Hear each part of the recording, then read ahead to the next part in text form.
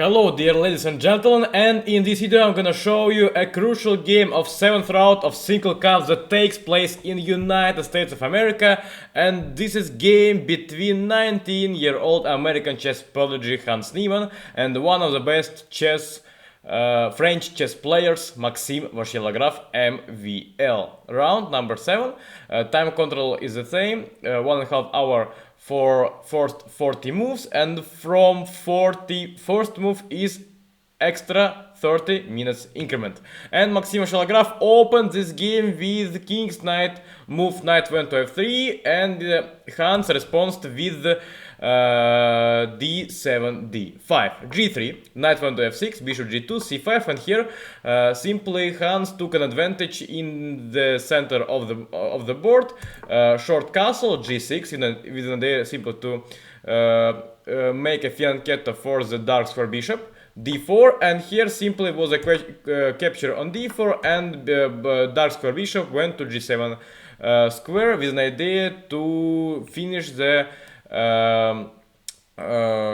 king's side development. And here Maxime Vachier-Lagrave offered to Hans Niemann to take a pawn on c4, but here Hans reasonably didn't take this pawn, because after capture on c4 white could have gone simply to a3 square, and simply after short castle knight could capture on c4, and here is really difficult to finish the queen side development, because here white's pieces are so active. And here Hans simply made short castle, capture on d5 was played in this game, and knight b3 move from MVL side. Idea is simply to attack black's knight on d5, and simply after black's maneuver, idea is to play knight c3, bishop f4, and simply get a satisfying development. But here Hans Niemann played knight b4, and here Hans threatened with queen's exchange, and then knight could move to c2 square with material advantage. And here Lagrave played knight c3, knight b8, move to c6 square, bishop d2, and here really in this game Maxime played really passively, and bishop d2 move, I guess it's the best proof for my words. And here it was a really good possibility to play bishop e3, bishop f4, but really after bishop f4 black could play simply e5, after bishop g5 h6, after bishop e3 I guess no any good possibilities to attack this dark square bishop from black's side. But in this game bishop d2 was continuation from MVL. Hans responds with the best move bishop f5. Now somewhere maybe in the near future Hans wants to play bishop c2 with a fork to white's knight and white's queen on d4, on d1.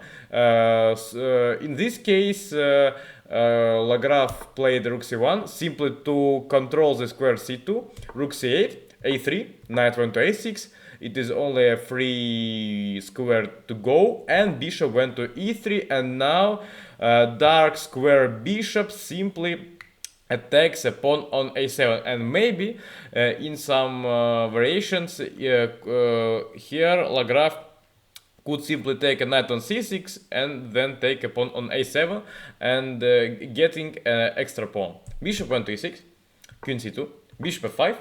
Of course, here Lagrave could play queen d1 and the game could have ended by draw, but here Lagrave simply decided to block opponent's bishop with his light square bishop. Bishop went to e4 square, queen d7. Here reasonably Hans could have take a bishop on e4, but here after queen capture I guess here is not pleasant to play this position with black. Yes, here was a possibility to play e6 with an idea simply to block white's knight. For instance, this knight couldn't go for d5 square, and after e6 maybe queen e7, rook f d8 could be main ideas from Hans' side.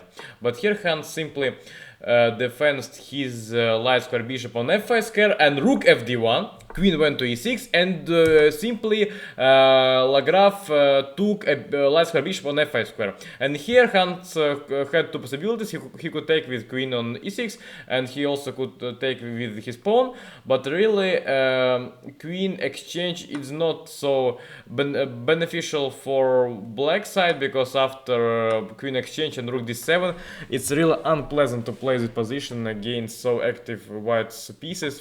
For example, rook c7, rook d5, e6, rook d2, and really here the main white ideas are to play knight b5, knight c5, simply somewhere a7 pawn is could have been under attack, and here black side simply took with a pawn, knight went to d4, and simply exchange. Here really knight d4, it was a big mistake from Lagrave's side, because here he could have really played knight to d5, and really here it's not easy to find right plan to play with the black pieces, because here the main ideas from white side is to play knight c5, and after light pieces exchange b4, b5, and simply taking advantage on queen side. For example, rook c d8,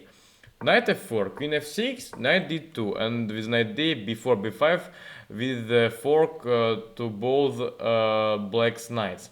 And here knight d4 was a mistake, because after knight's exchange, simply position get in much in easier way, and here certainly black's position is slightly worse, but material on the board is simply equal, and no any ideas from white side could make problems in black's position. And here Lagrave played rook d5, knight went to e4, and really here position is almost equal, because here after knight e4 move I guess that the knight exchange wouldn't be impossible, and here simply after knight e4 Hans Niemann simply wants to take a knight on c3. Queen went to d3 square, rook c6, rook went to d1, and simply knight's exchange was played in this game. And here no any reasons, no any active ideas from MVL side. Simply he played c4, rook went to f5, queen e4, queen capture, rook went to d7 square, and we can see simply an equal for rook endgame. Here black's pawn on queen side are under attack, but here after some right moves, position was like on the screen. Simply Lagrave took pawn on b6, but here Lagrave and Hans Niemann play till the end. And here how we can see white had a pleasant position on king side, and simply a pawn exchange also was on Lagrave's side. But here how we can see that no any troubles in black's position, and black's king on g7 simply defends all these three pawns, but white's rook simply had to stay on a file to block Hans' passed pawn. But really here Hans simply stayed on the place, simply moved his rook to a2 and backwards, and here simply no any progress in white's position. And after a couple of moves, after king g8, also here Maxime could simply try to take a pawn on f6, but here the main problem is that after rook f1 and after this pawn exchange we get simply an equal a drawish rook endgame. But here position, and game ended by this 3-time repetition, and the MVL simply couldn't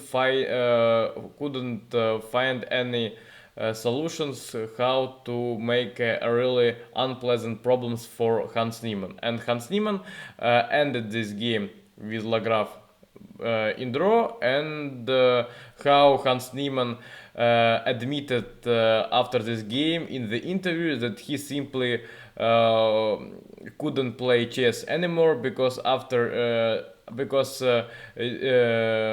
the case of these circumstances and under this pressure it's really difficult to find a right plan to play chess. And what is your opinion, my dear viewers, on this Hans quote? I will see your opinion in the video, and thank you very much for your attention, and see you soon.